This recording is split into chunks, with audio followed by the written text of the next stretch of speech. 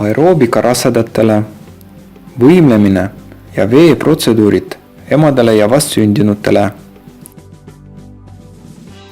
lasteaialaste ja õpilaste ujumisõpetus, kasulik meelelahutus ja võimalus veeta aega koos perega, sportliku ujumise treening, pensionäride jaoks sobilik füüsiline koormus, kasulik leil ja suhtlemine. Seda kõike saavad selle linna elanikud, kus on ujula ja saun. Lugupeetud Tapa elanik, vaata seda kaarti. Siin on märgitud väikesed linnad, mille elanikud saavad seda kõike, millest ma eelpool rääkisin. 3000 Kundas, 2200 Kadrinas, 2000 Tammsalus, 1,5 Viini Pajustis ja ainult 1200 Kuusalus. Ma arvan, et ei ole õiglane, et peaaegu 6000 meie linna elanikku on sellest mõnust ja võimalusest ilma jäetud.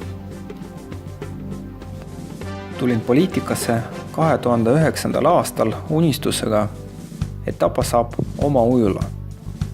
Sel ajal oli see noore mehe ambitsioonikas lubadus. 8 aastaga on palju muutunud. Keskerakonna tugev positsioon riigis, pädevate kandidaatide meeskond minu kõrval ja Kunda ujula käiku andmise isiklik kogemus annab mulle julguse kinnitada. Kui me saame sel aastal võimule, siis 2019. aastal me alustame Tapal saunaga ujula ehitusega. Olen valmis võtma endale isikliku vastutuse selle lubaduse täitmise eest.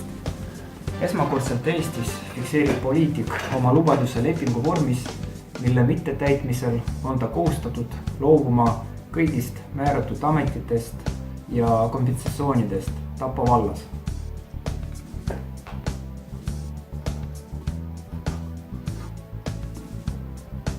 Toeta mind 15. oktoobril.